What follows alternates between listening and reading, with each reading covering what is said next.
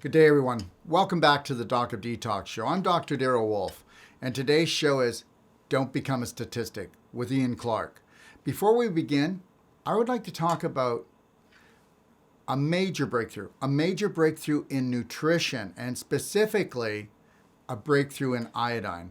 We're going to be talking about this with Ian shortly, but the reality is, how would it be to actually take a product, and this product is called infinite iodine, okay, that is more like a gas than anything else and thousands of times smaller than any other iodine molecule that has ever come on the market.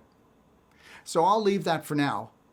And just know this, we will talk about it a little bit today, but then we're going to be coming back with Ian Clark, and we're actually going to be talking about why this product is so important, and we're going to be doing it in a live Q&A so that you can actually send your questions in, and then you can also ask your questions live.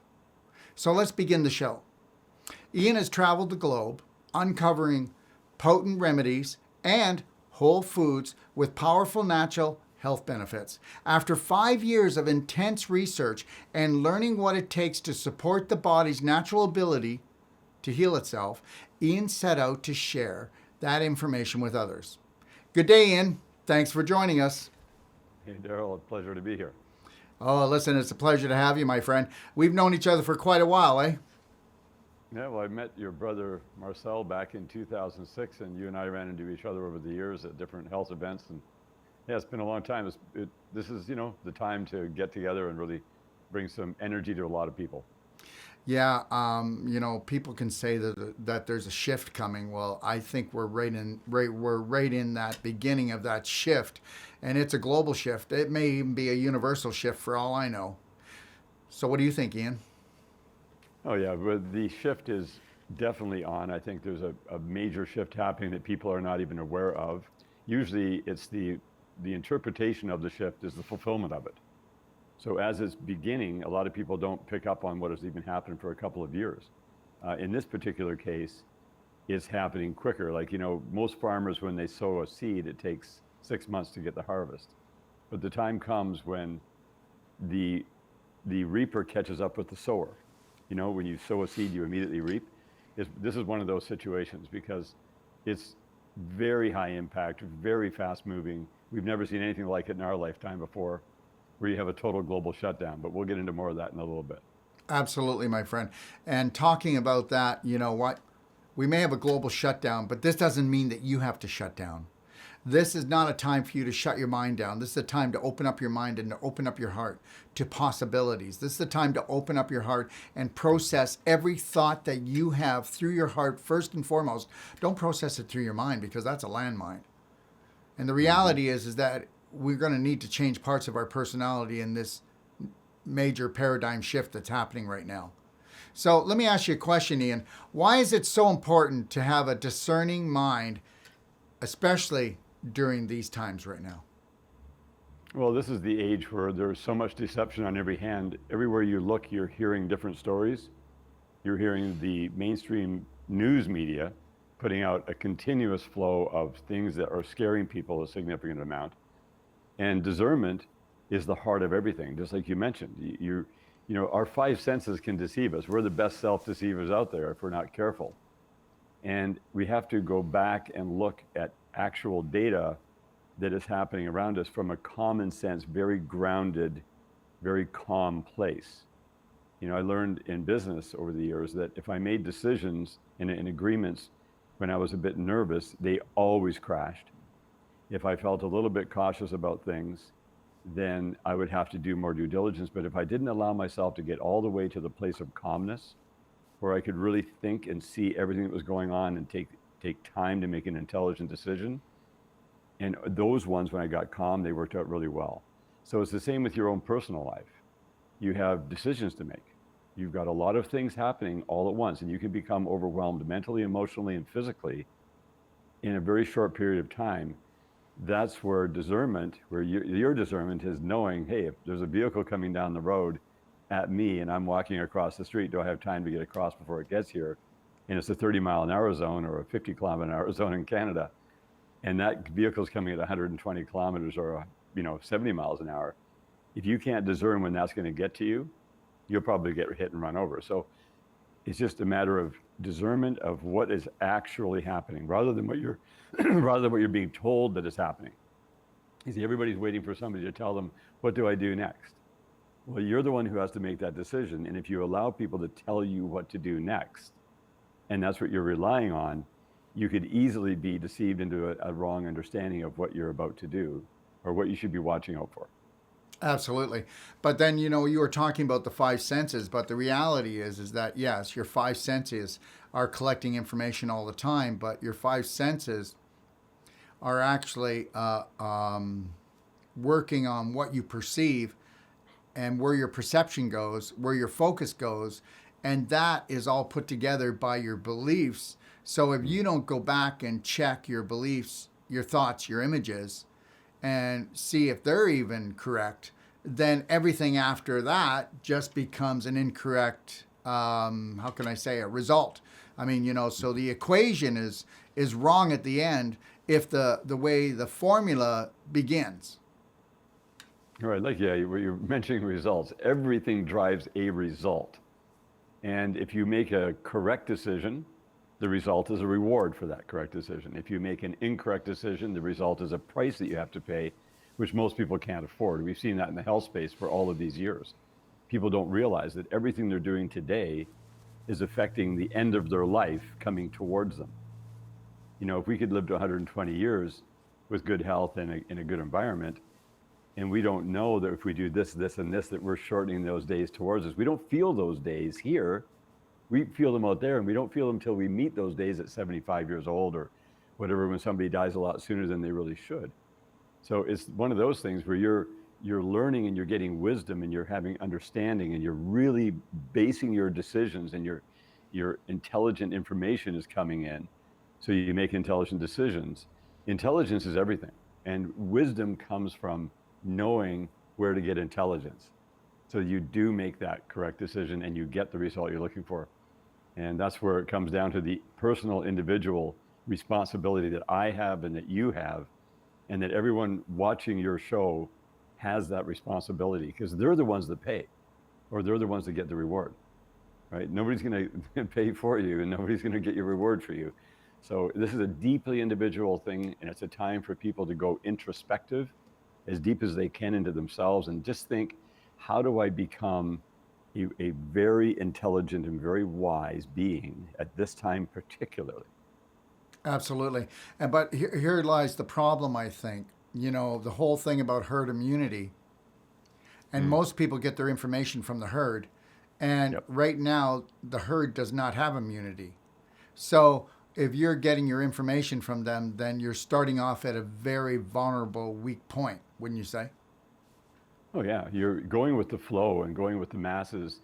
You know, how could a billion people be wrong? You know, well, how could a billion people be right? I think would be a much better question. And it's not about being right or wrong.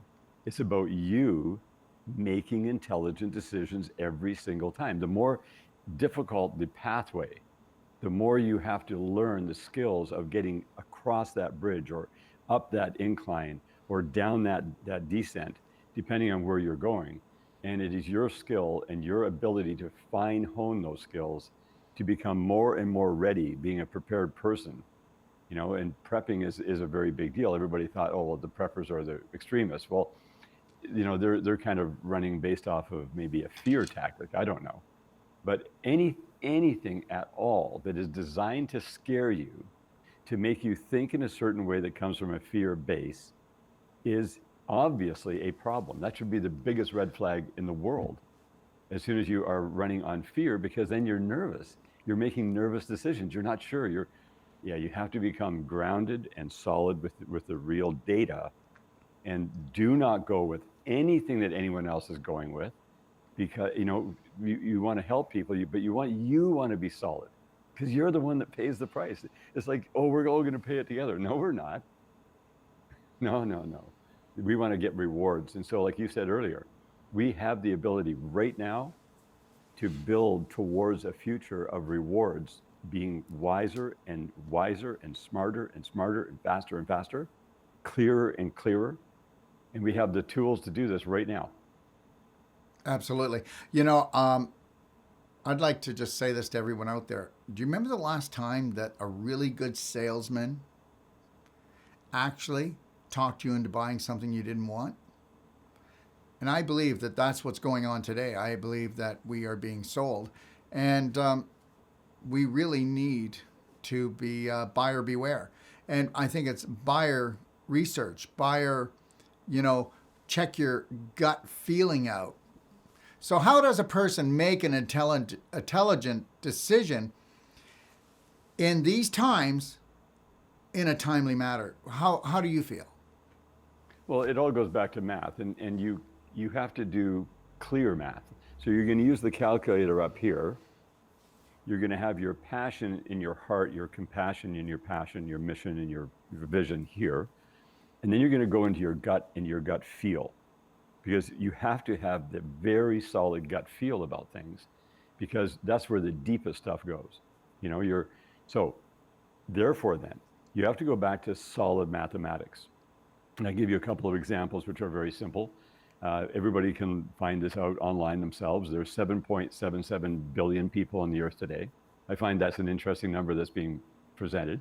It's pretty close. I mean, the countries are doing census on their people, and they're always updating it. We've seen the growth, and there's Worldometer that tells you how many people are increasing on the earth. There's so many people dying, so many people being born, and every year, 7.7 of 1,000 people die every year. That's just a number that's been around for about 20 years, that number. It used to be a little bit different, but not much. But it works out to 58 million people per year who die in the world every year. So 92.3% of the people are going to be alive at the end of the year under normal circumstances. That's what we've seen for 20 years. We've actually seen that for, all the way through from our lives. I mean, think about, I'm turning 62 in June. What I've seen is just basically a lifestyle that has just gotten better and better and better and better and better every single year. We've had a little bit of crashes here, a little bit of troubles there, but overall it's been absolutely fantastic. What a ride it has been. And so when you look at the numbers, these numbers are there. So let's just say, for example, something really weird came up in the earth and it was going to kill a bunch of people. And say there was, in 1 week, 1 million people would die, from something that we were not expecting. And to really think, wow, 1 million people. If you lined up 1 million people in a row, that's a lot. Or you fill a stadium with 1 million people, that's just like, I've never seen that many people. I haven't seen 1 million people before in my life. But that represents 0.0128% of the population. So when you look at the decimals, it's 2 decimals to the side of the decimal point on 0 is 0.0128% of the population. And so, well, but what if 2 million died? Okay. That would be 0.0256%. You wouldn't even find that as a pixel on your screen, on a computer screen. That's how small that percentage is. Now, we're not being non-compassionate towards people who are dying. We get that. There's 163,000 people who die every day. That's day over day over day. That there's X number of die from cardiovascular, X number of cancer. And just to give you an example of things that really mess with people in their heads, there's 17,700 people who die every day of lung-borne illness, whether it's called an infection or a disease. This does not include cancer. 17,700 people per day, and you can't even get that. I don't get that. I know that's a number that's real, and I know that's what's published, and that's what's happening day in and day out, but I can't get it because I was trying to remember all the people I could name right off the top of my head who I know personally who died, whether it was my grandparents or my dad or my brother or friends or colleagues I worked with, and I could come up with only 20 people in my whole life. So that's only 1 every 3 years. Wow, that's not very many. So we as human beings have a very difficult time comprehending those kind of numbers. 163,000 people dying every day. Wow. So if I was to look at calling something a national state of emergency or a global state of emergency, those numbers wouldn't even be considered until now. So suddenly, somehow, those numbers are meaningful. But there's nothing on mainstream media at all about the 163,000 people who have been dying every single day for the last 20 years. And before that, it was 155,000 people a day for the 20 years prior to that. What about those people? Did they suddenly stop dying or something? Or, And what about the 17,700 people? I'm getting ad nauseum on numbers because I want it to sink into people's minds a little bit, just to have them think and make their own calculations.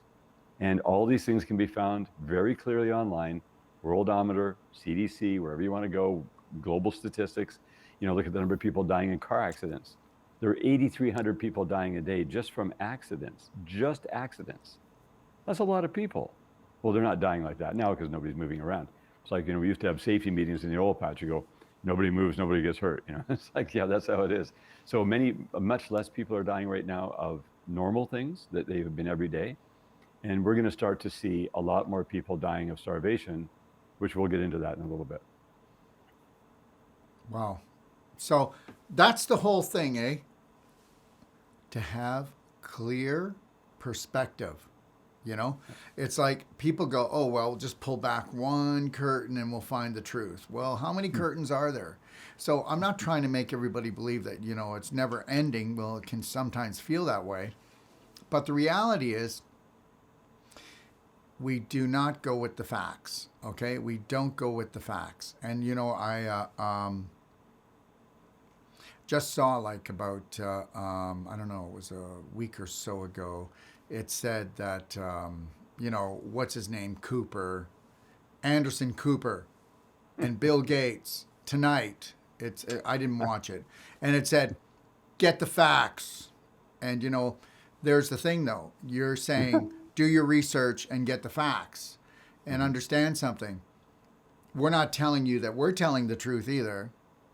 But the reality is, I think that if we were all calm, at peace with ourselves, you can intuitively know, okay, who's lying and who's not. I think before we go on any further, I just want everybody to understand something. Don't listen to the words. Feel the vibration, because we are vibrational beings, and words can mess you up. And I'm telling you right now, words can mess you up. From now on, the only way that I live is I feel the vibration coming off the person. Feel the vibration. That's the only true feeling that we're ever going to have. Words are not truth. I mean, we know that. I mean, if you take a look at all the things that have ever said that were supposed to be done that never did get done, and then the things that they said they wouldn't do, but they did do. So the reality is we are vibrational beings. And if we connect more to the vibration of what we are, and then the vibration of every person, you wouldn't get yourself into trouble. You know what? Just like animals, they have an instinct. You know what I mean? Like a gazelle's not going to come over and lay down with a tiger. They just know better. But the thing is that you got to know what is the tiger. What do you think? What do you think? Yeah, no, that's very, very good point. And words can be either enlightening or deceiving. And since we're living in an area, in an era, a time when you see so many people getting pulled into the deception of what's really not going on, and they're missing entirely what is going on, that is the most dangerous place to be. And as I said earlier, we actually are the worst possible danger to ourselves. It could be self-deceiving, because we have this mind where we're thinking all the time about everything, trying to calculate, rather than slowing it down. I could have in my life cognitive dissonance where I haven't even identified it yet. It could be in there. And the reason I know that is because it's raised its ugly head many, many times. And as I went through the detox, getting all the heavy metals out, getting all the mold out, getting all of the infections and whatever, like anything in your body that's not supposed to be there is an infection, right? It doesn't have to be a stupid virus or some germs theory thing. That I'm talking about having things within us, like breathing rubber dust for our whole life. There's 10 billion pounds of rubber dust released, nanoparticles a mile and a half above every highway for all these years. And seeing all of these things as I went through these, like you talked about layers coming up, and I would see an ugly head of greed that was in my life. And I'm like, where did that come from? Wow, that's messed up. Like, that's got to get burnt out. I found out I was deceived in so many areas of my life that I didn't know. And that's the tricky thing about deception. You can't know it when you're deceived. If I'm talking from a place of deep deception, I can actually be very dangerous to people, because I could be a deceiver thinking I'm trying to guide people to something that's real. So, I think many of the people, some of them, they know very well that they're lying and they're doing all that stuff and manipulated. But I think a large number, I think especially people in the medical world, they're so conditioned. My brother was a medical doctor for 30 years, and he was so conditioned he couldn't receive anything that would save his life, that would keep him safe. And he died at 61 of a glioblastoma multiforme level 4. It was the most horrible thing. And he had to follow the doctor's controls because that's the way it went. And I remember when I was 46, well, when I was 20, my two uncles died 2 days apart in September 1978. During my mom's side, I looked like one of them. And they died both of cancer. One took a year, one took only a few months. And it was such a shock to me because they were young and they were part of our life, and they were, it was like, wow, they died. And, that's just deep impact when you're 20 years old. And they had died a horrible death, and they'd done exactly what the doctors told them to do. The doctors guaranteed them a funeral within a certain amount of time. They were right on track. They did all of the things the medical profession did, told them at the time. And that was what they had to do. And when I was 46, I had all these similar things coming at me. I was even younger than they were. And I realized, wow, and these doctors are telling me the same thing. So I just thought, why would I take mentorship? Why would I take advice? Why would I hand my health responsibility to a doctor who guarantees like this result that I don't want, which is death? Like, that didn't even make sense. So what happened at that point, that was a big, huge pattern interrupt for me where I had to deal with the fact that I didn't know what I was doing. My doctors didn't know what they were doing. I was heading down the same rabbit hole my uncles went down, and I just thought, that's just not going to work for me. And that was 2004 versus 1978. Look at the difference of access to information. Look at the difference of access to product, protocols, knowledge in the natural health scene. And so one morning I woke up, and this is when I was living in Toronto, and I realized that there was something that everyone was missing, which is the knowledge and the realization there are people on this earth, people like you, Darrell, who are at the top level of understanding when it comes to brain health, cardiovascular, respiratory, circulatory, digestive, your autoimmune system, just all those things, the autonomic nervous system, all those things that are working in synergy together. There are people in the world who actually know the truth, the top level of things. And one of the gentlemen who I first of all met that really kickstarted me was your brother, Marcel. He was actually the first man I met in Toronto when I went to the Total Health Show in March of 2006. And when you walk into these events, and I went in and went to the right, he was in the first booth. He was with another gentleman. They were presenting something, and I got to meet him, and he was looked really great. His skin was perfect. His eyes were clear. He was grounded. He was solid. He just told the truth. And he was bang on. I went, that's the kind of guy I want to meet. That's what I thought these people existed. And that was the beginning of that journey. And it just kept going into broader and deeper areas all the time. So that gives you the data to make the right decisions, because I was on a timeline. I was 46 years old with 1,000 days left to live, right? Wouldn't it be nice about 1,000 years? 1,000 days left to live at 46. And so that was the prognosis of the medical establishment at that time. So I went, okay, so if I have 1,000 days left to live, that means I'm not going to die. I'm going to live that long. Let's see if I can use that 1,000 days to extend that to 5,000. Sure enough, that is exactly what happened. It took 5 years. And then let's use that 5,000 days. Could that be extended to 10,000? Yes. And then so that was a very powerful time, because then I realized, oh, wow, you could actually keep extending it out. But we have to keep having more knowledge on what to do, making the right decisions, finding what is the very top level means of dealing with issues and problems, because that's where you spend the least amount of time, the least amount of money, and the least amount of energy to get the maximum result. You know what I'm talking about, because you've been in this space much longer than I have. But I got to stand on the shoulders of giants who were already there. And guys like yourself that were publishing information that hardly nobody knows. I mean, you take a look at how many people follow you, how many people know who you are, and then I realized, wow, if we're going to actually be here to serve the world, what are the numbers looking like? Like, just say if we were, getting into serving 1 million people, And I own a manufacturing company that has grown up in the last 14 years, where we're able to serve right now 1 million people. But the issue with that is that you have to have the market. Sure, we can do the production. We could actually do enough for 10 million, dedicated scale of that. But every 1 million people who spend just $3 a day on their health, which is less than a cup of coffee, that's $1 billion revenue that we have to deal with, that we have to figure out how do we get logistically that to happen. Not to be rich, that's as boring as it could possibly be. That's the old paradigm. But to have it flow and actually be able to serve people. So that's these are metrics and numbers and realities and just coming to terms with where we're at, what we can actually do.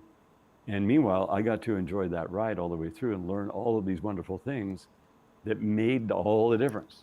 And to actually be ready when things like these things happen in the world, where you can look and see through everything and understand what's happening and make very, very solid decisions and bring things back to actual math and discard all of my ideas. Like, the last thing you want is my opinion. My opinion is worthless to people. It's just another opinion. But if I can provide data of actual solid numbers that move the needle completely, that deliver results, and people can use that to make their own decision, because nothing feels as good as when you make the decision for yourself and you take responsibility and you see a result and you feel good about that, because then you're motivated, right? So this is all about getting people to become motivated on their own by getting access to this kind of information and getting stimulated and inspired and getting these revelations that come that open their eyes and wow, like, let's do this. Absolutely.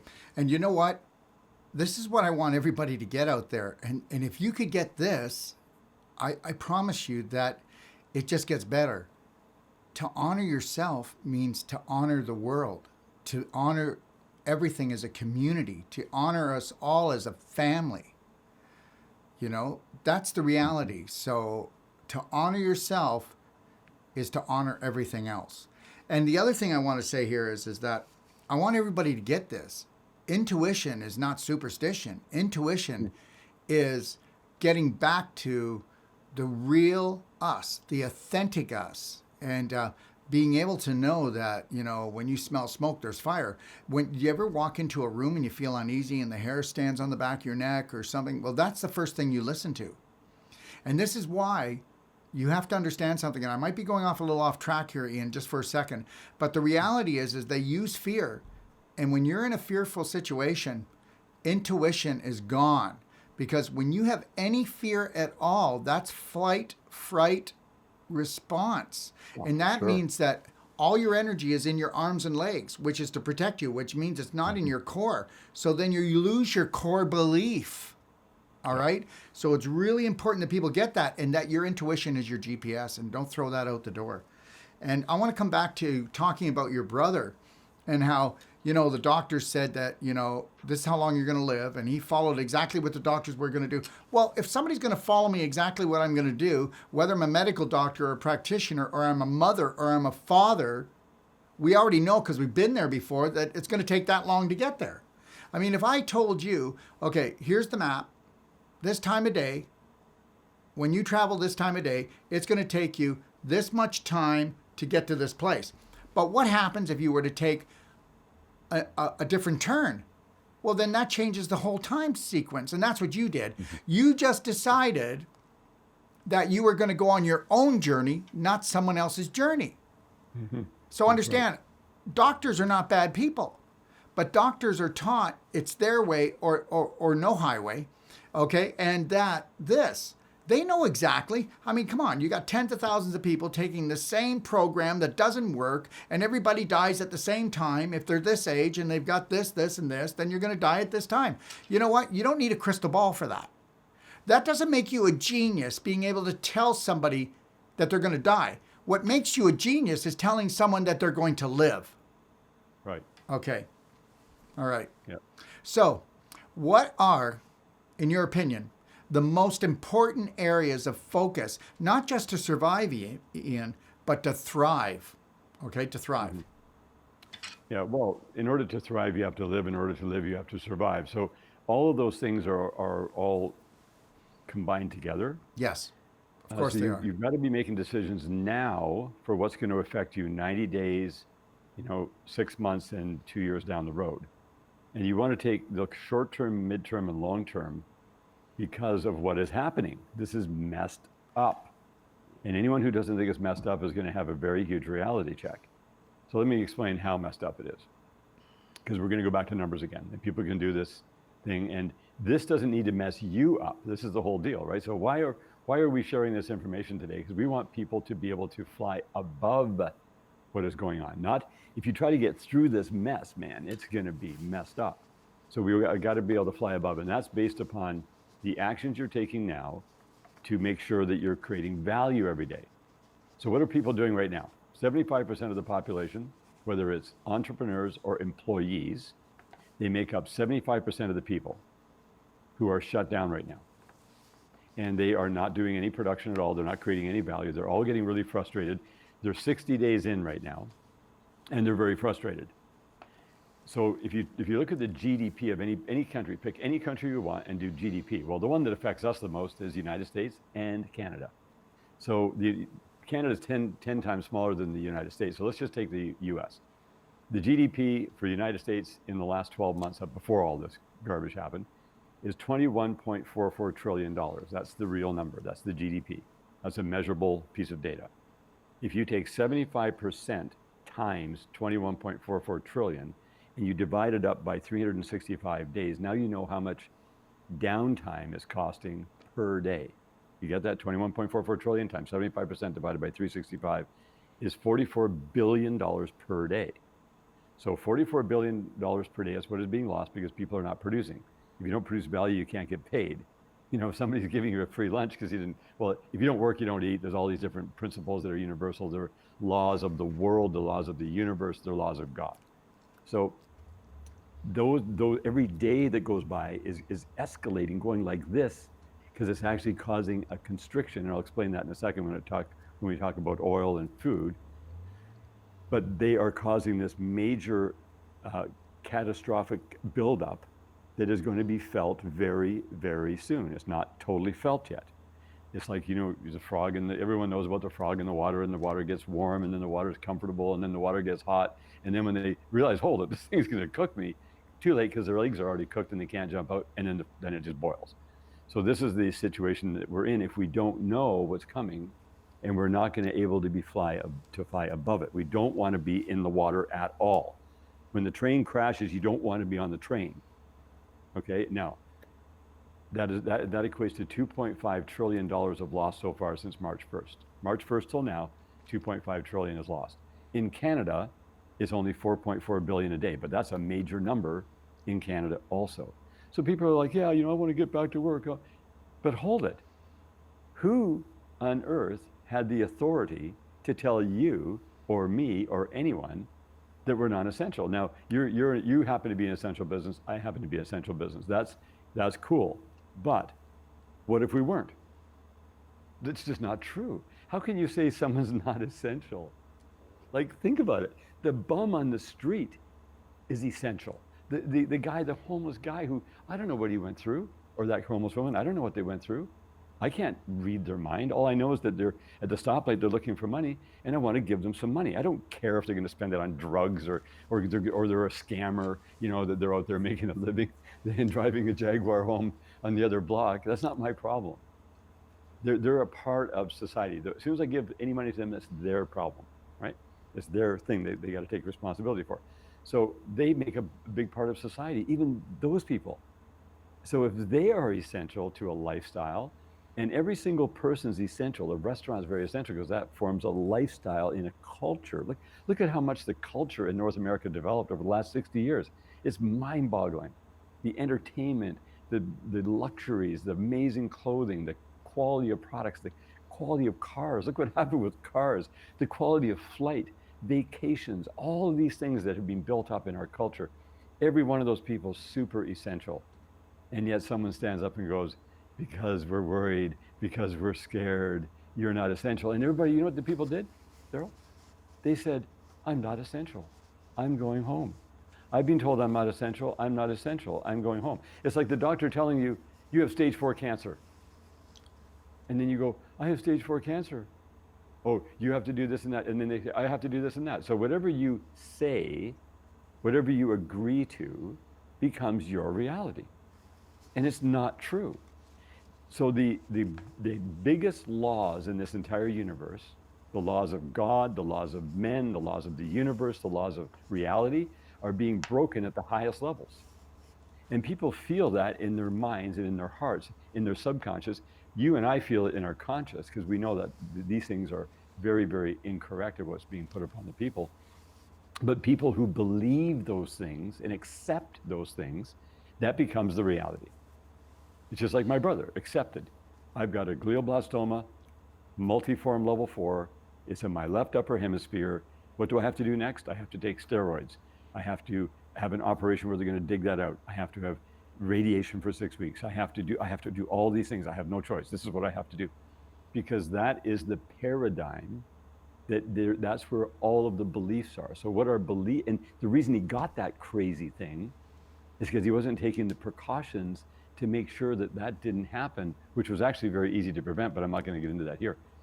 So in order to fly above these things, we have to have the deepest knowledge. And we have to know where we stand, who we are as people. And we can't help too many other people if they're believing a lie, because those things were lies. See, it's a lie if I said you're not essential. That's just a flat out lie. It's the biggest lie ever. Oh, and by the way, you have to go home and you can't produce any value and you're not going to get paid, but I'll bail you out. Well, if I'm going to bail you out, I better have reserves of cash, like crazy levels of cash, because if I tell 75% of the people, you're going home, you're not essential and you're not working and you better stay home and stay safe for as long as I tell you, and every single day it's costing the country $44 billion. Huh? What's with that? So how is the government going to bail anybody out when they're not collecting income tax, corporate tax, they're not collecting tax on gasoline? There are 1,000 things that the government collects tax on, luxury items, all this stuff, travel, everything else, all that's shut down. So they're not getting any money. They're not going to bail anybody out. They can't. It's not physically possible. So do people realize what's going on? No matter what, no matter who you are, no matter where you are, you have to find a way to create value today. And you've got to do it every day, and you can't let anyone steal that from you. No one's allowed to tell you you're not essential. No one's allowed to tell you that you can't create value. So that's the mindset. When you have that mindset, what happens is something comes your way where you can produce value. But you have to have the mindset. Otherwise, you're dead in the water, and we don't want you to be dead in the water. I don't want to be dead in the water. Do you want to be dead in the water? No. We're productive people. We are high production. So we do math. That's the true math. Now, that actually explodes into a couple of other areas, which no one is going to like who hears this podcast. Do you want to go into that? We need to go into it. You know what? There's the good, the bad, and the enlightened. So, we have to, we don't want to be enlightened. You know what? I want to know what is real, even if people think it's not real right now. I want to know what's real. And you know what? There's going to be a small percentage, okay? So we know that. We already know there's going to be a small percentage of people that want to know that's real. But I'd really, truly like to believe that most of the listeners that watch my show want reality, okay? So I want a reality check, not a non-reality check, because that check will never get passed through the bank, will it? All right. So, okay. For some weird reason, I ended up working in the oil field in Alberta and BC for 17 years. Wow, that's a long time to do that. From the age of 18 to 35, the way there was the strangest thing. It was the most unlikely thing that would ever happen in my life. I was the youngest out of 5 children. Everyone's like eggheads and brainiacs and high IQs, and they're all and I was the youngest out of 5, and they all went to university and got degrees, and they did this and they did that and they did all these things. I was going down that same road. I was supposed to go to university, but in the summer of 1976, my cousin and my sister's future fiance had gone out to Alberta, and they worked on these oil rigs. And I thought, wouldn't it be fun to kind of hitchhike out to Alberta? I was 18 years, just turned 18. Hitchhike out to Alberta and work on those things called the rigs, whatever they were. I thought they were a boat. I didn't know what it was. But I thought, I'd go out there for the summer and make some money and then come home and go to university. So I hitchhiked out there. I started work. I found out that a rig was a real big piece of equipment, and they were drilling and doing servicing, and it was this like the prairie. It was so much fun. It was like this really high level, high energy, high power stuff that you could do as a young guy. And I had no muscle at all. My first day, my arms dropped down by my side within 30 minutes, and I couldn't even lift them. I was like, what do I do? And so it went from there to 1 year on the rigs, where I just got into it. I never went home after the summer. I stayed because I fell in love with this high power, young man's go get it, making good money thing. And I thought, well, I'll go back next summer. Okay, so I went back next summer, but I didn't do the prep stuff because it's a year gap, and it was like, I got to go to university, I got to enroll. I just didn't make it happen. And my dad just told me when I was 19, I was back at home in Ontario. He goes, you've been home for 2 months, you've been just hacking around all summer having fun. You got to get out. Bye, you got to go. I'm not going to support you. I paid for everybody else's education. You didn't do what it took to get ready to get into university this year, and I'm not paying for anything, and you're out. So bye. So I went back to Alberta, and that's how I ended up. And so I got deep into the oil field. Well, now what that has done is that I have a very deep set of knowledge of what actually transpires from the very moment you start drilling into the earth, all the way through the production, the servicing of the well, the completing of it, the oil going down the pipelines to the batteries, going from the batteries to the refineries, going from the refineries to the storage facilities, going to distribution. Like, I know that gas doesn't come from the tank in the gas station, right? I get that. Just like food doesn't come from the grocery store, food comes from the earth, because every animal is eating grass and everybody grows their stuff out of the earth. So food comes from the dirt, and somehow that gets wonderfully, converted over to food we eat. So we know the process of how things go. So I started realizing that what is going on. In March and April, they shut down large facility all over the world of oil production. Now, natural gas is a different thing. Oil and gas industry, okay? Gas, it just flows out of the well. It requires very little refining. You have you separate it from oil, or separating from water, or separating from oil, whatever. But that gas just goes down the pipeline. It's light, it goes, it flows. It's really easy to transport. It goes to all the houses in Canada, for example, right? Most of them. That's an easy one. The oil is a totally different world. You've got light crude, medium crude, heavy crude. You have facilities, you have refineries that take the oil and make plastics, kerosene for the jets, diesel for the trucks and the ships, right? And the big, huge generators that run around the world. You have gasoline that goes into the cars.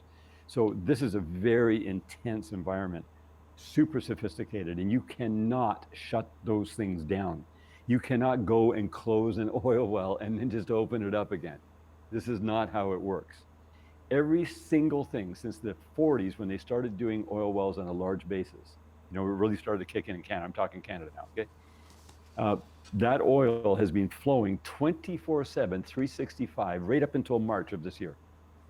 Oil continuously flowing from the wells to the refineries, to the storage tanks, to the gas tanks of the vehicles, to the gas stations in this world. It never stopped. There were little dips, little down and up, oil field up and down, but it's never stopped. All of a sudden you have stop. Huh? What do you mean stop? You can't stop that. What are you talking about? It stopped. And then the oil price tanked.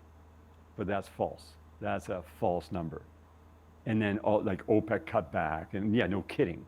There's billions of barrels a day under production, under refining, under movement, right? Being burnt into the atmosphere. Everybody's like, oh, it's so cool that no pollution. Yeah, okay.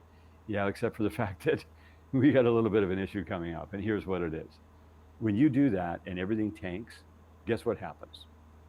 Drilling rig companies go broke. Service rig companies go broke. All the supply servicing people go broke. The oil companies are hurting like crazy level. If you close most oil wells down, they wax off. You can't just go open them up. No. You got to service that well. That's a big problem. Light crude, not so much of a problem. But the refineries, you can't mothball a refinery and then fire it up again. This is not how it goes. It takes 6 months to a year to fix these problems. So if you go down the road now and you look at what is happening with trying to restart, as soon as you try to restart something, when you've stopped it, which has never happened in history before, This is unprecedented. Nobody's ever had to go through this before in life. The moment you start up, you have every single tank in North America is full right now. All the reserves are full.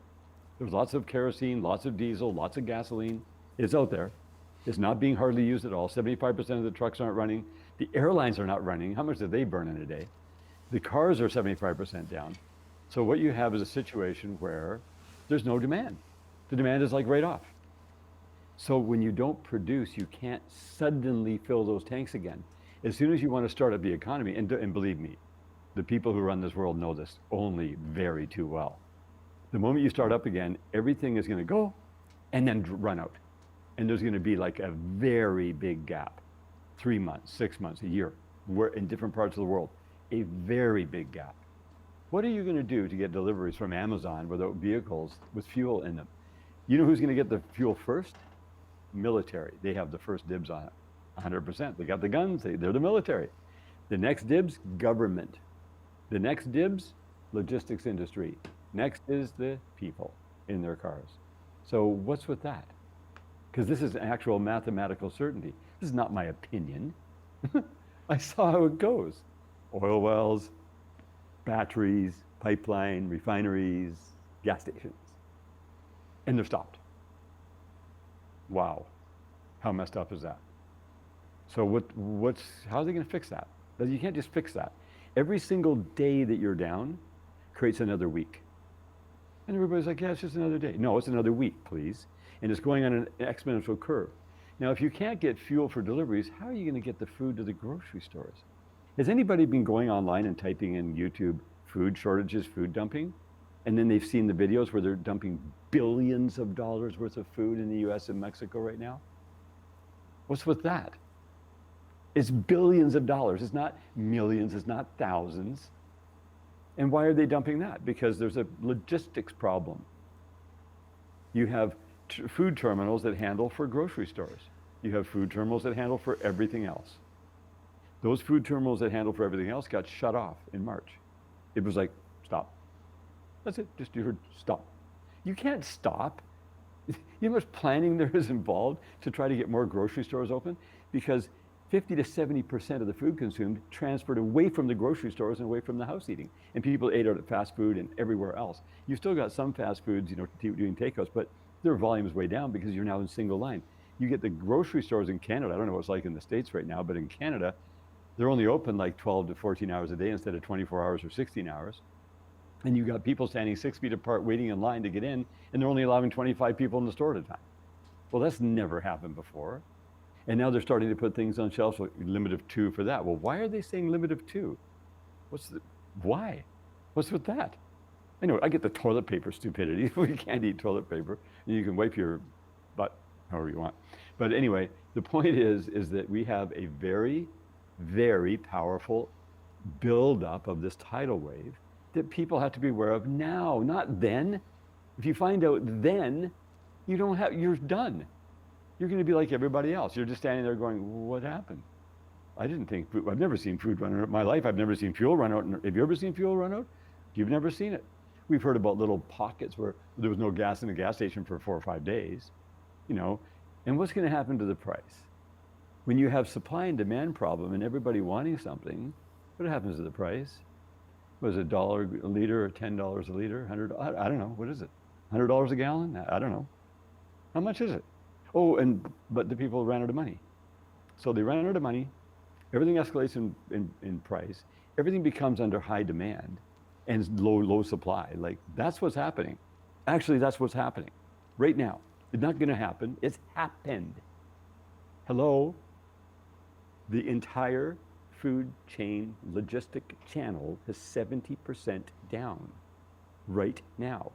And you can't just suddenly fire it up. It doesn't work that way. There's always months and months of gaps when you try to start things up because of just the way that mathematics works. And that's what we're looking at. So how do you fly above?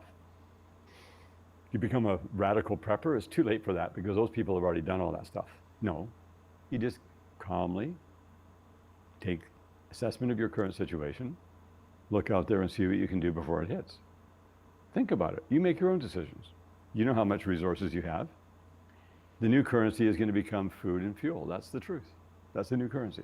It's not going to be gold and silver and cash and piles of this and that. You can't eat that stuff.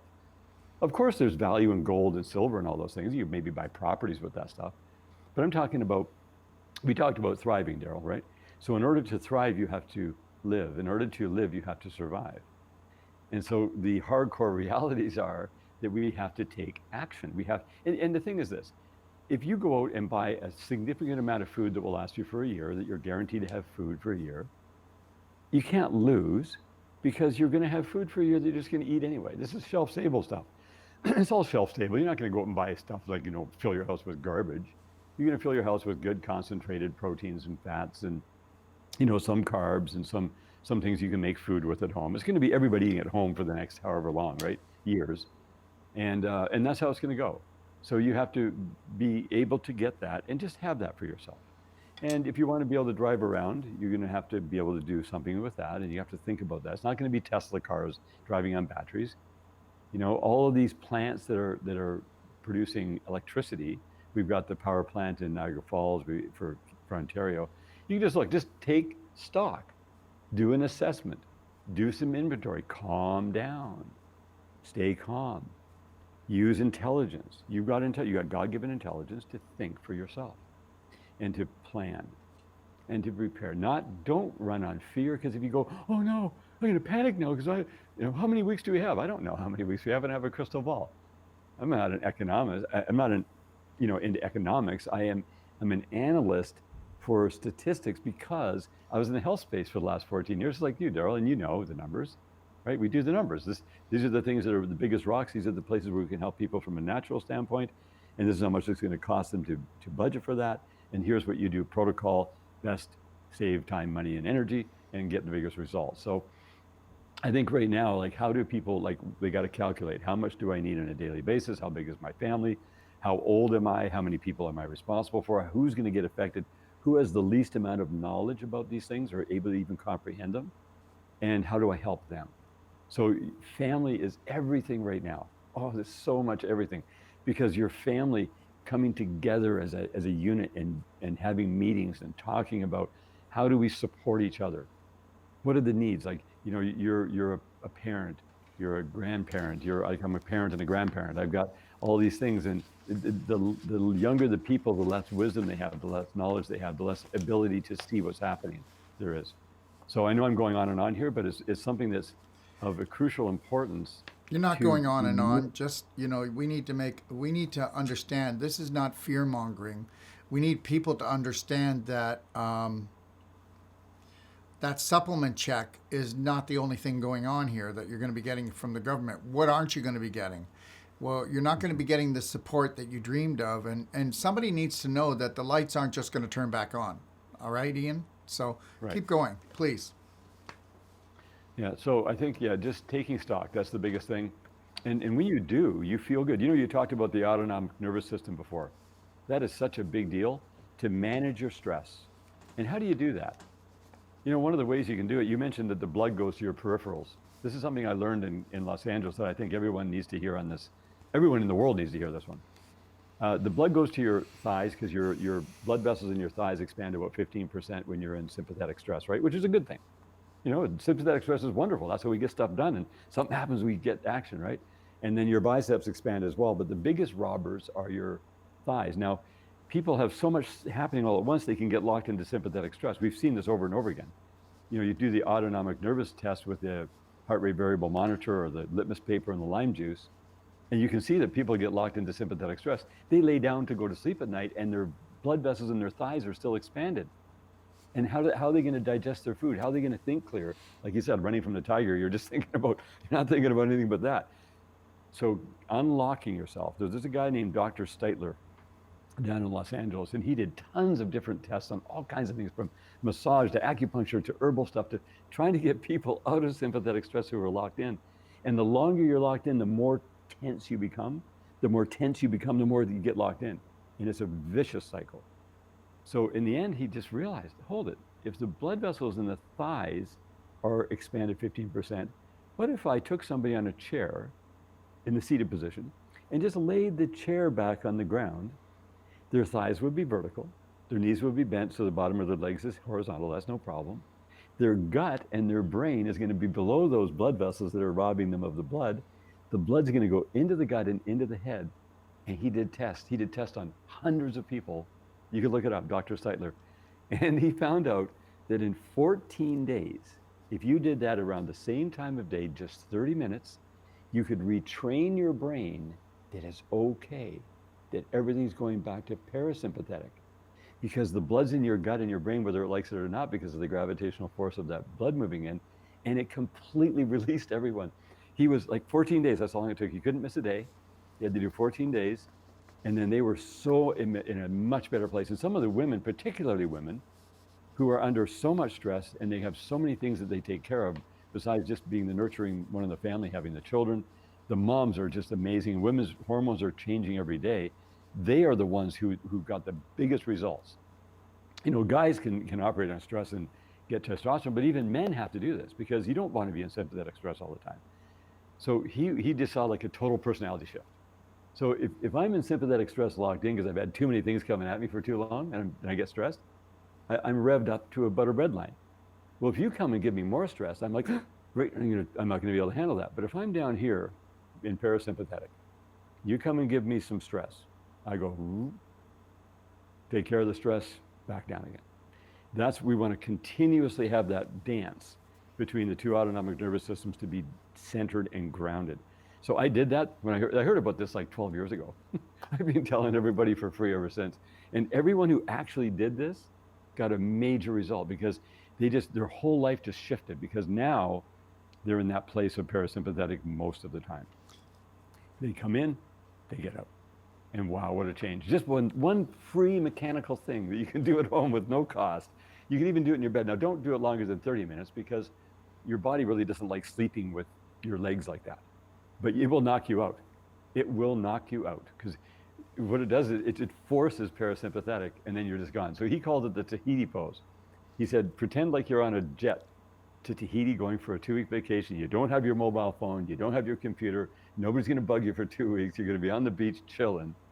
That's what you pretend you're like when you're in that pose. And you'll just go away. Now you set your alarm so you can wake up in 30 minutes. He suggested during the middle of the afternoon, if you have time to do that, is the best time. It doesn't have to be, but you just got to pick that time. Some people do it right before they go to bed because then they go into a deeper sleep. But anyway, within 2 weeks, you're going to have the deepest sleeps of your life anyway. And the blood doesn't pool down there anymore. Then you're in that dance. You know, Ian, you're absolutely right. And there's something that I have everyone do, and that's, do pelvic enhancer where the one leg is up and the other one leg is hanging down. And then you're opening up the pelvis. Mm-hmm. Yep. Right. Oh yeah, that Lajin is powerful. Yep. That opens up all the meridians. And then the psoas muscle also releases, because the sympathetic stress is what gets that psoas so bound. And people have all these lower back problems because of that, right? So yeah, there's a bunch of things that just spin off of these things, whether it's Lajin or whether it's, the whole thing, right? Yeah. Of the sympathetic stress. But, that's just a little bit of free advice that people can use and they'll see right away. The first day you start seeing a change. And within 14 days, wow, it's a different world you're living in. So what else would you like to talk about that you feel is important? Well, I don't know. How many questions do we have going on? We've pretty well touched on the questions that I had. You were on a good roll. But what would you tell people if they were you in their situation? And I know we talked a lot about bringing yourself back to the parasympathetic, really finding that place of calm so you can make logical decisions. And, I think the big thing is not to follow the herd. People are going to have to learn that they're going to have to break away from the herd because when we look at 92% of the population having an autoimmune disease, and it's not really a good situation to follow the majority right now, is it? In many aspects. No. And anything that's fear-based is going to be false. So, what I have, you go through, you're taking an inventory of yourself. What am I worried about? What am I afraid of? Where do I have greed? Greed is based on fear. Fear is a complex.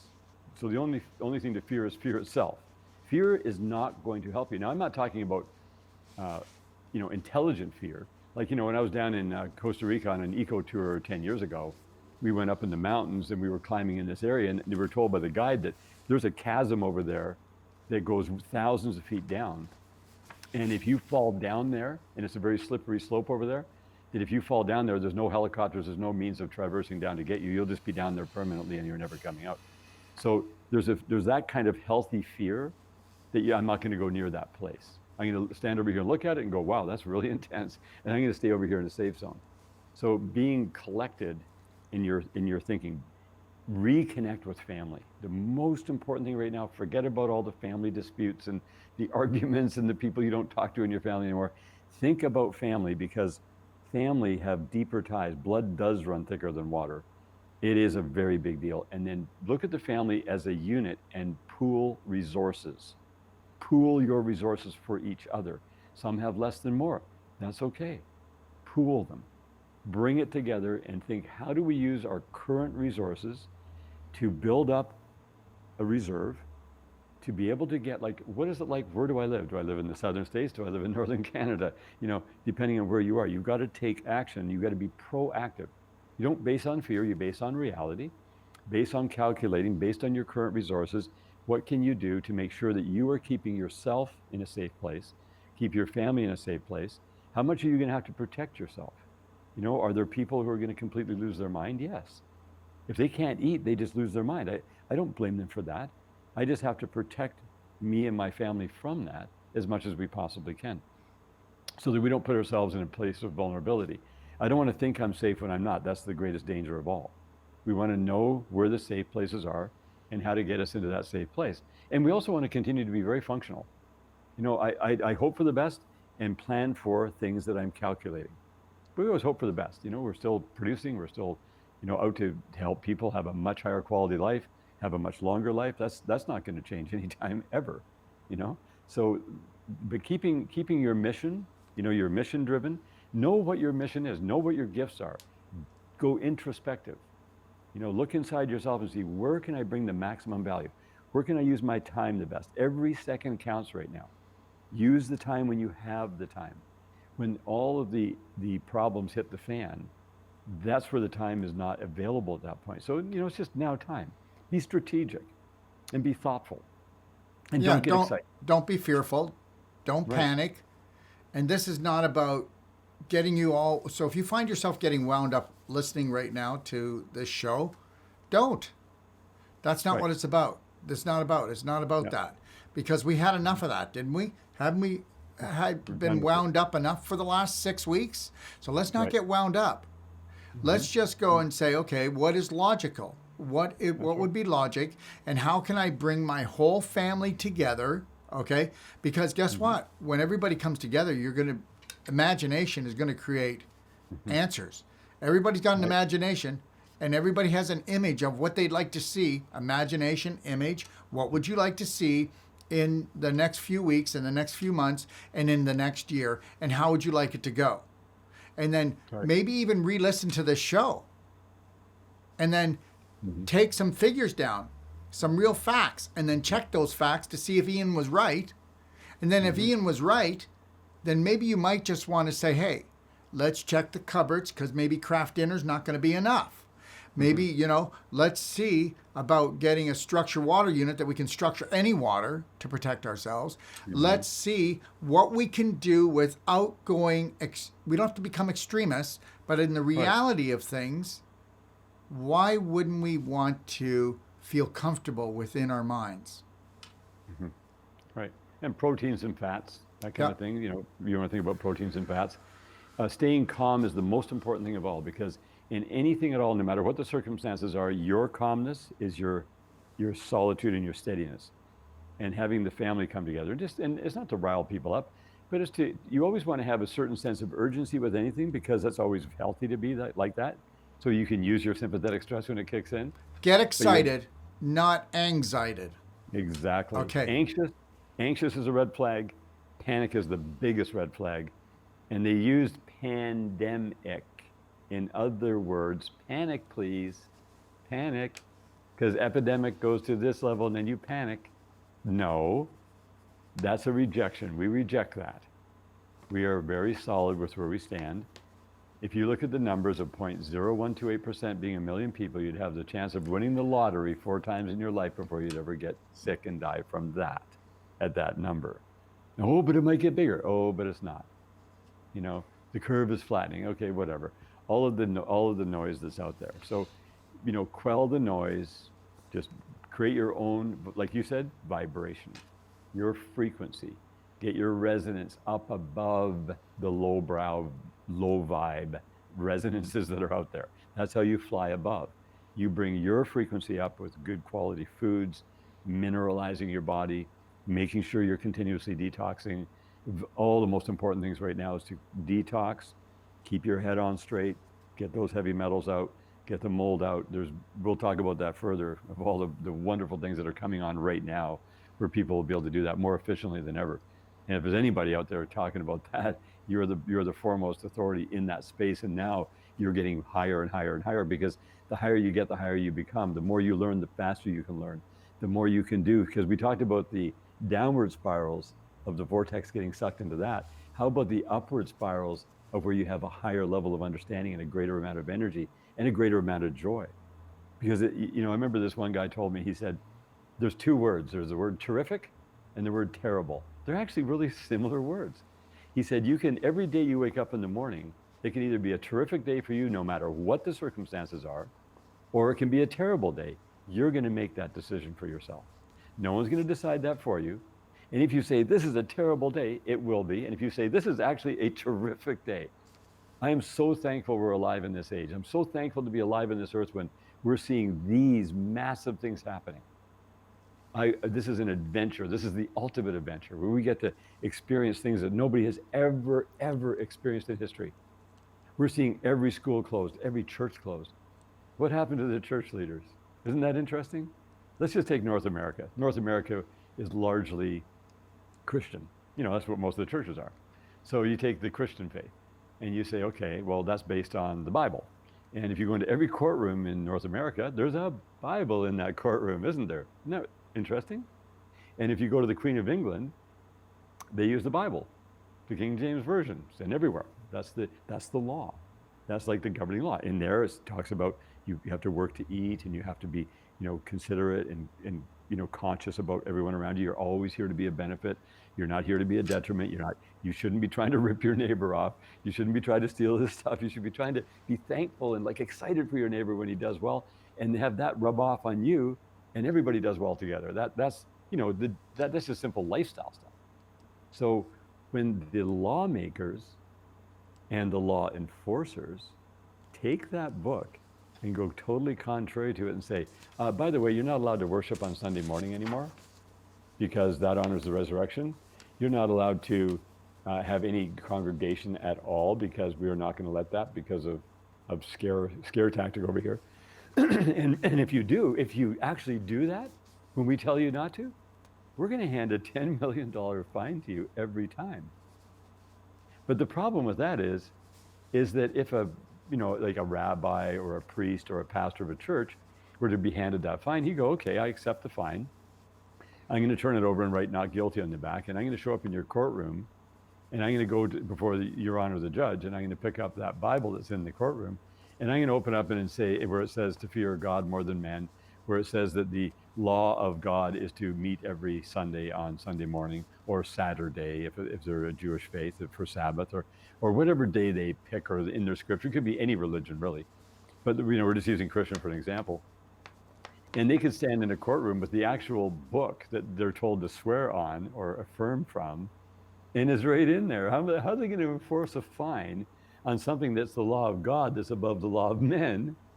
And yet the man is going like this and going, no, my law's up here because of a scare tactic. You can't go and do that now. You have to be more afraid of dying of a sickness than you are of God, because the fear of God is the beginning of all wisdom. So, but the fear, like this fear-based religion stuff, it's another huge deception. You know, everybody running scared from God. Oh, I better be a good boy and girl or I'm going to get slapped. You know, come on. Is that really what it is? But that's what it's all fear-based. Even religions are fear-based. If those religions weren't fear-based, they'd be standing right up and going, hey, this isn't right. I've got the word of God right here. I've got it in the courtroom. I'm going to stand with that. Don't tell me I can't do that. You don't have the right. God told me I can. I'm showing up. Give me my fine. I'll take a $10 million fine every Sunday. No problem. I'll see you in court. They're all fear-based, man. They showed their colors. They went, oh, okay, I'm closing down. We'll do online.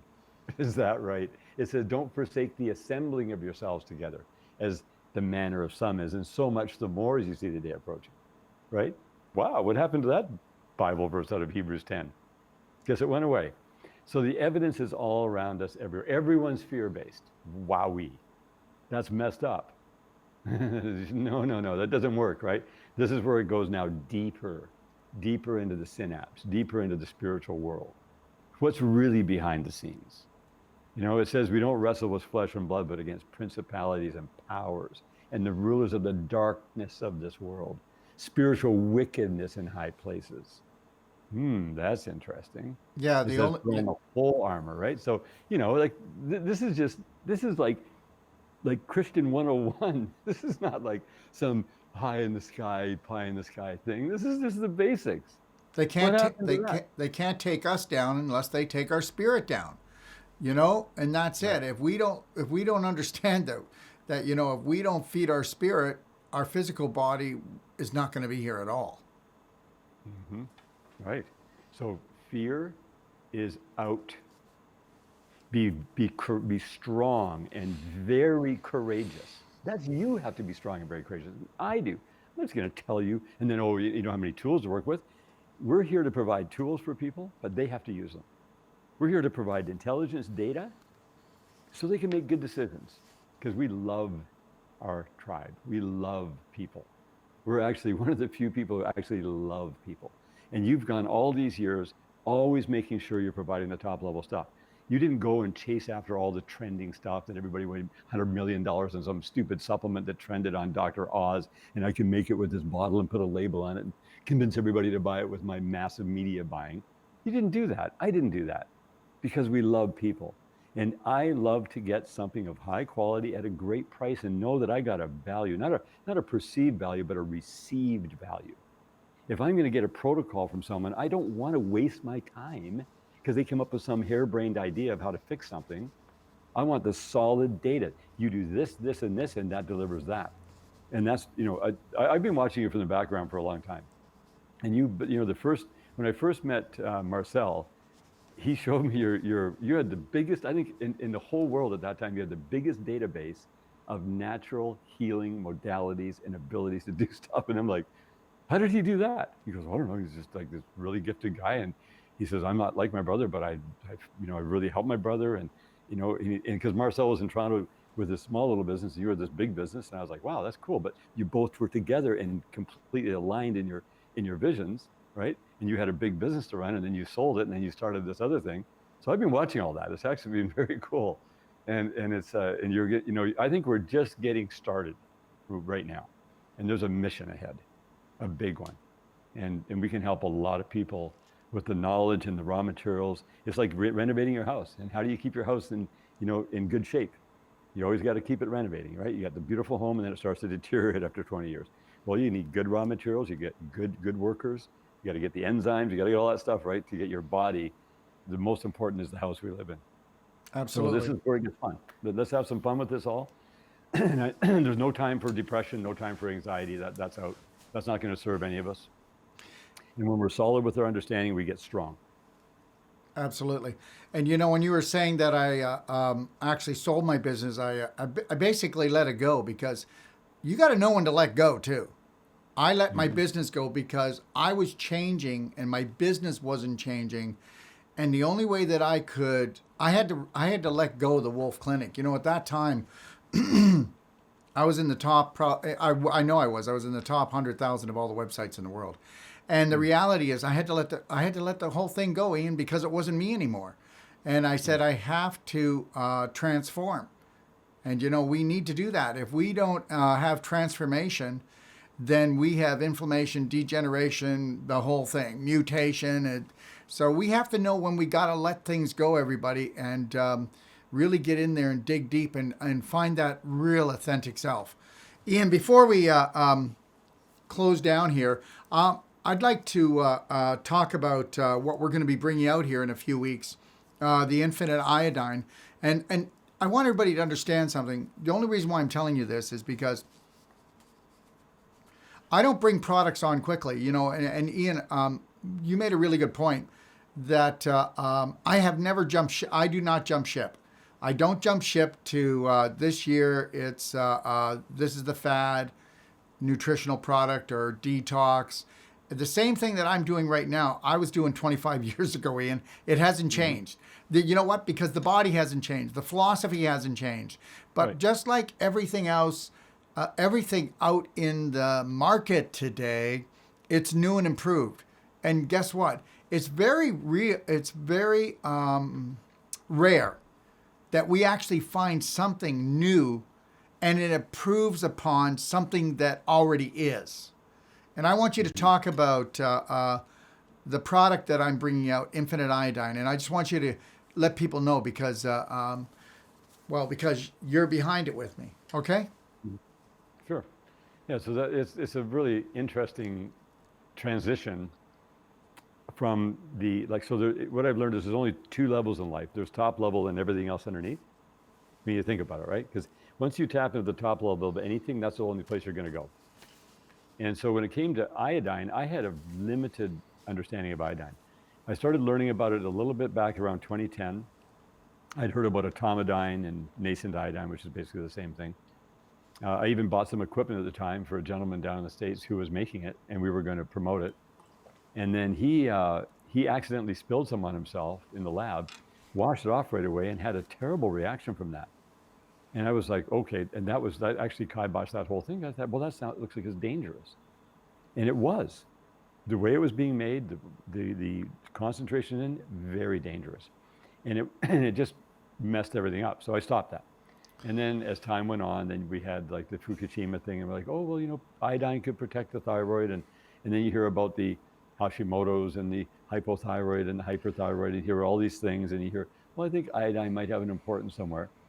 And then as time goes on, I met this gentleman about 2 years ago, and he was telling me about the importance of iodine, but that all the dangers have been removed and all of the efficacy has been maximized because it had been simplified.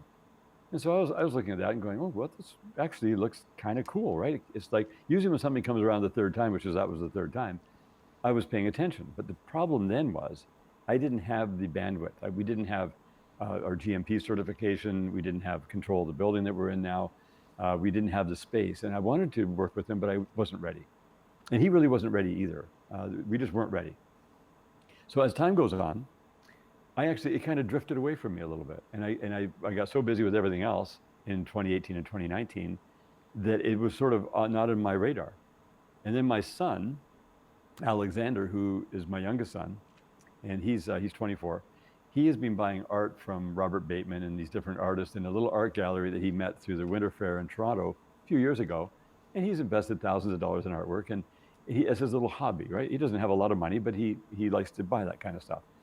And we went to an art gallery last October where Robert Bateman was actually coming in to visit in Toronto.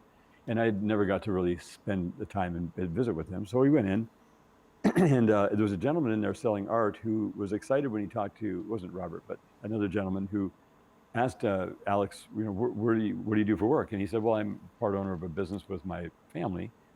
And he goes, oh, what is it? And he said, health products. He goes, oh, well, I know a guy who does this iodine. It's really special. And I was at the art gallery that day with my son. So I walked over and talked to him, and he goes, oh, I know this guy. And it was the same gentleman. It was exactly the same guy. And it's like a needle in a haystack. And I thought, well, that's the synchronicity that I pay attention to, because I always like to watch for signs of things of being guided. And so I said, why don't we meet again? Let's meet up right away. So they came the next week and met with me, and I was ready. He was ready. I was ready. I said, here's a space, set up production. So he set up a small little production line and made some bottles, and he handed me the bottle. This is where everything changed. Because when I got the bottle, I looked at it, I said, so explain again, what do I do with this? He said, well, take, if you want to do it a protocol, you take a teaspoon every 12 hours for 14 days. And then you add in some nice probiotics with that, and you have a big, huge shift. Well, I did that, and within 1 week in to that protocol, I noticed a very huge upgrade in just my cognitive ability. You know, we're already doing well, but it just like a stadium of lights just gently went on. I was like, you know what? This is actually what's been missing. I had to consume this to have it teach me what it actually is. And so that opened up a whole different understanding. And then I was like, okay, dude, like you got to tell me what this is. So we started going deeper. And then that was in November when that happened.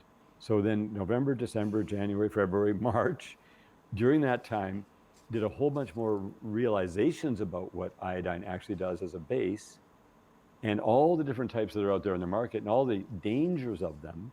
A lot of them are made with alcohol or plastics or chemicals or solvents and they're mixtures or they're chemical reactions or whatever they are.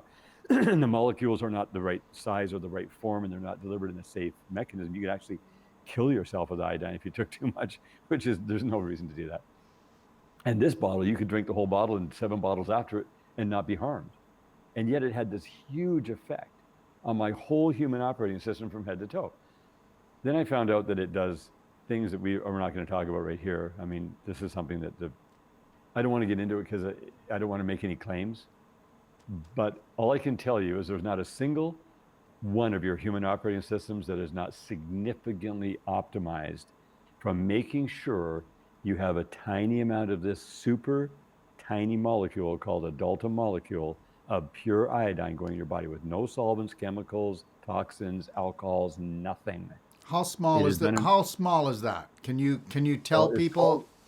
Yes. How small that is? If you go micron like a blood cell, take a microscope to see it. A nanoparticle is 1,000 times smaller than micro. There's different nanometers, of course, but nano is 1,000 times smaller than micro. Pico is 1,000 times smaller than nano, and Dalton is 12 points of the decimal place to the right side of the zero smaller than pico. Boy, oh boy, eh? So it's so small that it just lifts off and goes into the atmosphere if you let it. When you put it in your body, it immediately goes in and does wonderful things throughout your system. It's a detoxifier, it's a disinfectant, but it does all these other things for your hormonal system. It brings everything online. Your intelligence level goes way up, your gut health goes way up. So like we were talking about earlier, your brain, your heart, and your gut are super connected, right? The neural pathways, it remaps your neural pathways. They use iodine molecules in circuitry and microprocessors. You can't make a tire without iodine. Every cell in your body has iodine. If you use it in agriculture, the plants grow phenomenally well. If you use it in dairy, there's no antibiotics, no hormones required. Same with beef cattle, same with lambs, same with eggs. Eggs are super optimized when you put it just the tiniest amount in the water for the chickens. And meat hens, turkeys, same thing. Mortality rate goes from 15% down to like 0.5%. It's just this incredible molecule, but it's never been delivered in this form before until now. And now it's available in this beautiful package that you, like I said, do no harm is the most important thing and do greatest good is the second most important thing. And that's where this is at. And everybody will see as soon as they take it, like I had me after all these years thinking, oh yeah, well, I know so much about health. That was a huge missing piece of the puzzle and it taught me. It taught me by consuming it. That's where I'm at today. And that's why my brain works at this level right now because I'm 5 months into this thing and I only do a little bit every day. Your body just wants a little bit throughout the day. It doesn't want a lot, wants a little bit. Because the molecule is so small, you can basically call it a gas, and it can go everywhere it needs to do anything that it needs to do. So I want everybody to understand this, that we're going to be bringing this out within a few weeks, and this is going to be retailed, it's going to be wholesaled, it's going to be for agriculture, but this is a huge nutritional, and this is what I would call a true scientific breakthrough of health. And you know what, Ian, there's another product that I have. It's called SAC Calcium. And it's the only really true, I believe, calcium product in the world. And it's the same thing. I mean, if you left the cap off the bottle, it flies out of the bottle. So, I mean, it's like, the molecule's so small and it's so light that, I mean, if you left it out overnight, you'll see it, because when you put it in the water, you need to drink right away because within 30 minutes, it can then go into the atmosphere. And it's the only true calcium on this planet. It's called SAC calcium. And this reminds me of the same thing. So what we're talking about here, people, is, and I really believe this, don't you, Ian, that everything is vibrational, and the higher the vibration, the higher the healing. And you know what? And we're finding that it's like the more invisible the nutrition is, okay, the more visible the healing. Mm-hmm. Yeah. Right. Yeah. Because your body's always healing, and you give it the best raw materials to work with. It knows exactly what to do with that. Right. And that's what brings the glow. You know, I was laughing. I was talking to my son last night. I just think in 3 years from now, I'm going to be considered a senior. I'm like, what the heck is that? I don't mind. I just think it's funny because I feel like a 21-year-old. I actually feel much better than I was when I was 21. And it's, you know what I'm talking about. Well, I know that my 64th birthday is coming up, so. Yeah, you got 2 years on me. That's awesome. Yeah. You're a 56 baby. Yeah. Yeah. Yeah, 56. You're looking awesome. Yeah. Well, there's hope. Cool. There's hope. I made it into the studio today, and there's hope. And you know what? There's more than hope as soon as you believe in yourself, right? And you need to believe in yourself totally. And that's what's really going to come down to. And you know what? The power's in the present moment, and people do not know how to be in the present moment. If they would just connect to their breath, and I want to tell everybody out there, there's so much that you can do. And if you can keep yourself in the present moment, because we do know that people are only in the present moment 2 to 5% a day. And that is the whole herd immunity thing here. Okay. And I can tell you right now, I'm 95% of the day in the present moment. And when you're in the present moment, you own your life. Mm-hmm. What do you think, Ian? Oh, yeah, for sure. And doing the things that get the results. Like, just before we go, I'll mention a friend of mine down in, you might even know him, Glenn Calkins. Have you ever heard of him? Yes. So Glenn's a radical, right? And he's so much fun. He's such an awesome guy. And when I first met him, he was just coming out of that whole, like he'd been into bodybuilding, he'd been into it a million times in skateboarding, and he was like a typical skateboarder dude out of California. And then as I watched him over the years, his body became so limber for entertainment purposes. He's a little bit arrogant about it all. He's a fun guy though. He doesn't mean harm. He really loves people. But he has this thing called Glenn Calkins Yoga. If you go on YouTube and type it, you'll laugh. It's senior yoga, Glenn Calkins Senior Yoga, Caulkins. And yeah, it's fun to watch that. It's just a short little, 1 minute bid, but that just shows what can be done with the human body, what we all can do, what we all are doing. And it's not an age-related thing. It's how long have you been alive doing good things, or how long have you been alive doing the wrong things that are harmful? That's all it really comes down to. So the older you are, the more valuable you become, the smarter, faster, quicker, more resilient and stronger you can become if you're using your time right. And you don't have to you don't have to chase yourself all day long and chase your tail to be healthy. Nobody wants to do that. We don't have to be health nuts. We're healthy people. And we've defined it down. We do this, this, and this, and that's it. That's your protocol. Away you go. And let's have some fun at it. And the older we get, the better we get. And no matter what the circumstances are. And we never want to compare ourselves to anyone else. We don't want to compare ourselves to other countries. We want to just look at where we're at. We can compare ourselves to ourselves. That would be pretty cool. Yeah. And know this much, everyone, that you don't get lucky. You make lucky, right, Ian? You make lucky. Right. Yeah, that's right. Yeah, the smarter we get, the wiser we get. You can call it luck. You can call it sovereignty. You can call it really sowing and reaping is the best terminology. Some people call it karma, dharma, all that kind of stuff. But the sowing and reaping is an irrevocable principle, because that's the farmer. That's the farmer model. You plant good quality organic seeds in good nutritious soil that has the microbes. You give it the good hydration. You give it the good sunlight. Up comes amazing plants every single time. It's irrevocable. And if you don't keep the weeds out, they're going to come up. They're irrevocable.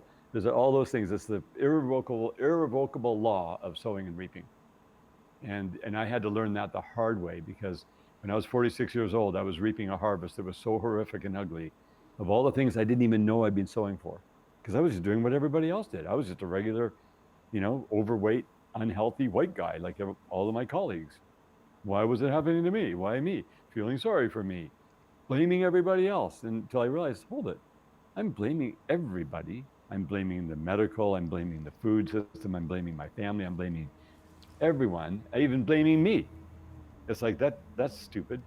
Why not just take responsibility and say, hold it, this whole thing is actually everything I know, think, and say, and do is what got me into this situation. I have to reap all that harvest, whether I like it or not. And I better find out where I'm sowing seeds that are causing all this nastiness, stop that, and start planting good ones, because it's going to take 6 months to 5 years to get that in. So as I'm reaping the nasty stuff, I'm sowing for good. And it was this thing like, there's no way out. I didn't have any way out. It was a disaster. And most people at that age would just be dead. That would be it. But I was like, oh, when I realized that it was going to be over, I just went, oh, wow, I've got nothing to lose. Well, Let's do this. when you're I'm in. I'll suffer as much as required. I'll spend as much money and time and energy as required. I'll have as much fun as required. I'll listen to people for the first time. I'll stop my stupid bigotry. I'll quit my prejudice wherever it is, right? Stop that. Sit down, shut up and listen, and do what you can see is the right stuff, because and boy, did I go through it. I suffered at levels I never even dreamed a human could suffer at for periods of time. And if I would have known when I first started that journey that I was going to suffer at that level, my little weak self at that time would have opted out and died and had a funeral. But the beautiful thing of that was, once I got into the suffering, it was so intense and I was so invested. I'm like, let's just do this. Let's go through it. And I was like 90 pounds overweight. I was so full of lead from the oil field. It was off the charts. Off the charts. I remember when I was a kid in the doghouse in the rig, because there's lead pipe dope on every single connection, and there's thousands and hundreds of thousands of connections that you deal with. In 17 years, it was probably millions of connections. Every one of them was lead pipe dope, all in your coveralls and your climbing belt and your hands and your gloves. And I remember going in the doghouse when I was 18, and afterwards I didn't do this, but one time I was eating a sandwich and it was all covered in black, and I realized that I'd had lead on my fingers. I literally ate that. And a child brushing up the wall on lead paint was making him sick. I had so much that it came out the front of my shins. It took 5 years in a protocol to finally learn what it was and then get rid of it. It was 6 months of the total protocol, but to get all the lead out of my body, gone into my shin bones, and it was coming out in sores, oozing out of the front of my shins. And it was like that for years before I understood what it was. And then once I got on the protocol, a guy said, hey, that's lead poisoning. Some doctor tried to tell me it was sexually transmitted disease. And I'm like, yeah, but I don't have that lifestyle. Well, Joe, you got to tell the truth. I can't help you. I'm like, no, but I don't have that lifestyle. Well, you should know. And I go, that was actually a good day when that happened, because that doctor was guessing. And 2 years later, I found out what it was: lead poisoning. And when I did the exact protocol with sorghum molasses, soy lecithin at the time, I didn't know any other one, and an herbal thing. And within 6 months, it all went away, and it's been gone ever since. And that was because the guy had the same thing, who was a master herbalist, and told me, this is what you got, this is what you do. I go, okay. So, but going through it was a journey. Wow. And that's the beautiful thing. When you're in it, continue on, because there's no way out. You got the way you get through a fire. If you stop halfway through a fire, you will get burnt to death. So just keep moving. And if you try to get around the fire, right? The fire's in front of you. You know you got to go through it because you've had all this crap, right? And you start going, you just go through it. Because if you don't go through it now, you can get around it, but it's going to get picked up and heated up and put in front of you. It's going to be a little thicker, a little hotter next time. And then you just finally go through it. So it's just like this right now. Let's go through the fires and get all the crap burnt out, right? Come out better people on the other side and shine, right? It's time to shine. It's not time to get depressed and anxious and sorrowful and feeling sorry for ourselves and how come I got to be alive at this time of the earth. No, this is the time to be alive. This is the exciting time. We're going to get to see stuff that no one's ever seen. It's and it's good, bad, and ugly, but it is what it is, and it's an adventure. Yeah, and just when you think that you don't have any more energy or any more that you can take, guess what? All you do is connect to your breath, and you'll find out that you have an unlimited source of faith within inside yourself to make to do this. And you know what? If you can get in the present moment, you just got to do each moment, each moment, each moment, each moment, and that's where you're going to find your power. Well, I want to thank you, Ian, for everything and for coming on here. And I'm sure that everybody else feels the same way. Is there anything you'd like to just leave them with? That one last thought? Well, I think, yeah, just do the introspection. Obviously, faith, you mentioned faith. Faith is something that is coming into a person from external things of learn, tap into the good information, build up that faith, which is the realization that you can go. There's two types of faith. There's passive and active faith. So the passive is where I'm hearing from someone the first time about something that's really important. Yep. And I'm not trying to figure it out. I'm not trying to understand it. I'm just receiving that information and going, hey, this is good. This is resonant. This is resonating with me. I don't understand it. But as I go deeper into it, the understanding will come, and then that turns into an action, right? So passive to active. Active is where we really understand how things are going. I couldn't understand everything overnight, man. Like the whole health thing, just like you've done. You've learned more and more. You continuously learn more and more. Your faith, your revelation of what you're doing is increased to the place now where you're of extreme value to people. Just think about how many people you've helped and how many people that you've helped are helping others because they have a deeper level of understanding. So I would say that the faith, build that faith. Absolutely. Thank you, Ian. Thank Have you, a blessed day, my friend. Yes, yeah, make it a great day and be blessed.